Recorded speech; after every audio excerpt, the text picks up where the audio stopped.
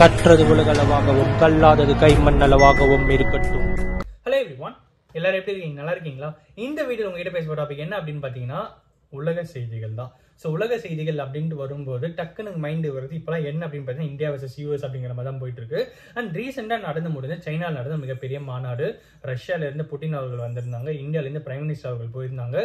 So கிட்டத்தட்ட 3 கண்ட்ரிஸோடைய மிகப்பெரிய leaders வந்து பேசிட்டு இருந்தாங்க. பாகிஸ்தான் பிரசிடென்ட் வந்து போயிருந்தாரு.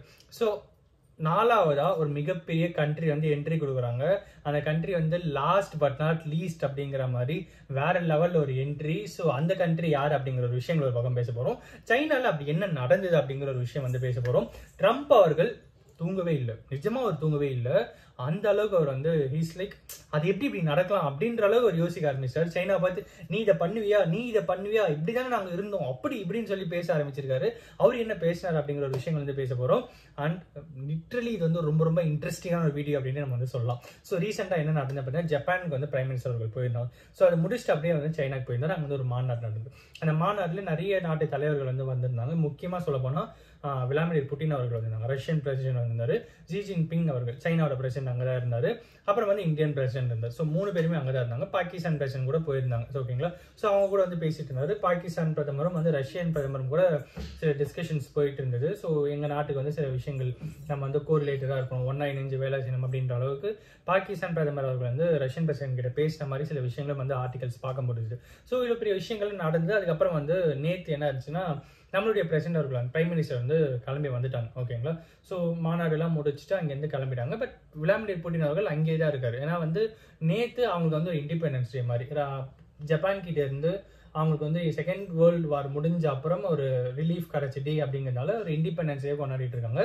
இன்ஃபேக்ட் ஜப்பானே வந்து சொல்லிட்டு இருக்காங்க இப்போ இப்ப நம்மளாம் ஒன்னா தானே இருக்கும், இப்போ எதுக்கு அதெல்லாம் நடத்திக்கிட்டு விடுங்க அப்படின்போது அதெல்லாம் முடியாது, அதெல்லாம் நாங்கள் பண்ணி தான் ஆகும், பயங்கரமா நாங்கள் பண்ணுவோம் அப்படின்ற மாதிரி வருஷம் அதை வந்து பண்ணிட்டு இருக்காங்க. ஸோ அந்த செலிப்ரேஷனுக்கு விளாடிமிர் புட்டின் அவர்கள் அங்கேயே வந்து ஸ்டே பண்ணிட்டாரு. ஜி ஜின்பிங் அங்கே தான் இருக்காரு. ஓகேங்களா? ஸோ அவருடைய பிரசிடென்ட் அவரோட கண்ட்ரி அவர் வந்து பிரசிடென்ட் இருக்காரு, அவர் அங்கே இருக்காரு. ஸோ இந்த 2 பிரசிடென்ட் அங்கே இருக்காங்க. பட் இந்த டைம் தான் அடுத்த பிரசிடென்ட் வந்து என்ட்ரி கொடுக்குறாரு. அவர் யாரு அப்படின்னு பார்த்தீங்கன்னா நம்ம கிம் ஜாங் தலைவர், நார்த் கொரியாவோட தலைவர் கிம் ஜாங் உங் அவர்கள். ஸோ அவர் வந்து ஃப்ளைட்லாம் வரல. ஓகேங்களா? அவர் வந்தது வந்து ஒரு பிரைவேட் ட்ரெயின். ஓகேங்களா? இது நார்த் கொரியாவிலேருந்து சைனாக்கு ட்ரெயின்ல வந்தாரு நம்ம தலைவர். ஸோ மிகப்பெரிய ஒரு வரவேற்பு. அவர் வந்து அவரும் வந்து உள்ள வராரு. ஸோ அந்த அப்புறம் ஒரு நிறைய செலிப்ரேஷன்ஸ் வந்து நடக்குது. ஸோ இந்த செலிப்ரேஷன்ல மிசைல்ஸ்ல இருந்து ஒரு கண்ட்ரி அட்டாக் பண்றதுக்கான ஏவுகணைகள்ல இருந்து எல்லாத்தையுமே வந்து ஷோகேஸ் பண்ணாங்க, எக்ஸிபிட் பண்ணாங்க.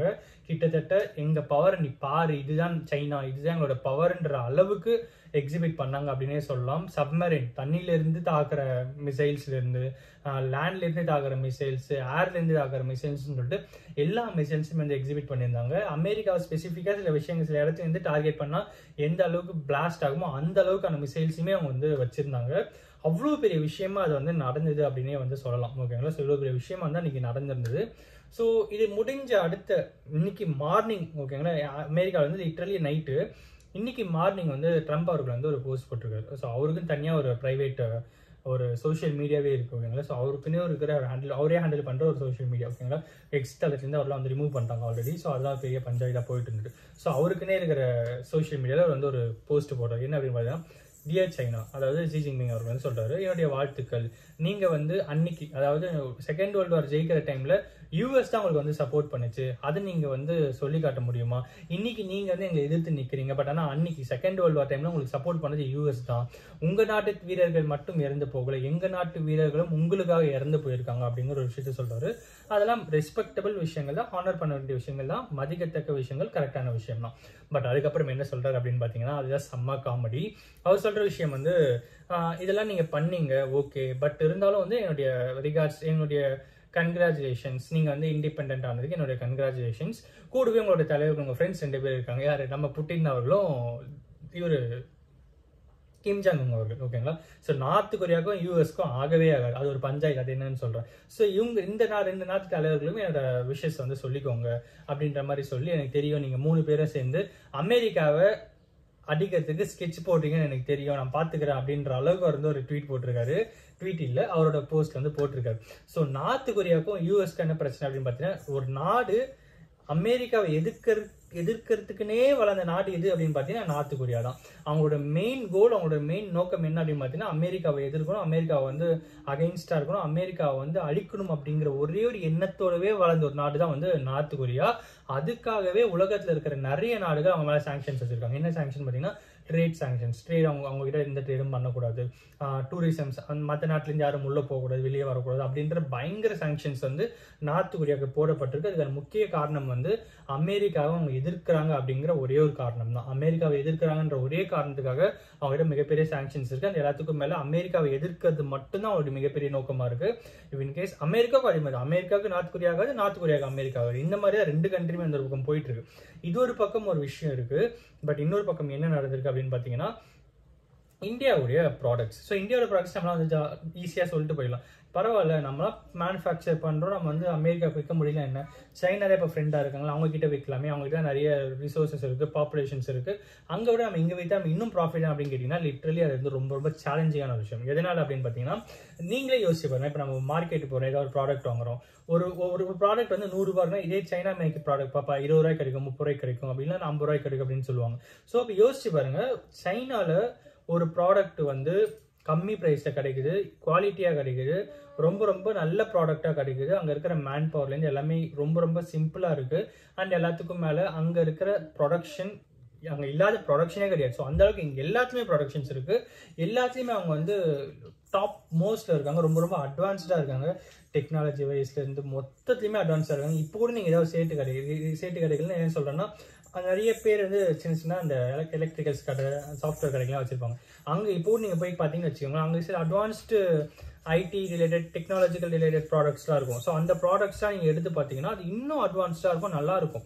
ஸோ அந்த அளவுக்கு இன்றைக்குமே சைனாவை பொறுத்த வரைக்கும் மிகப்பெரிய அட்வான்ஸ்டாக இருக்காங்க. ஸோ அவங்ககிட்ட காம்படிட்லாம் பண்ணவே முடியாது. பட் அவங்ககிட்ட இருக்கிற ரா சோர்ஸ், அவங்ககிட்ட இருக்கிற நேச்சுரல் ரிசோர்ஸஸ் சைனாவில், ரஷ்யாலாம் ரொம்பவே அதிகம்.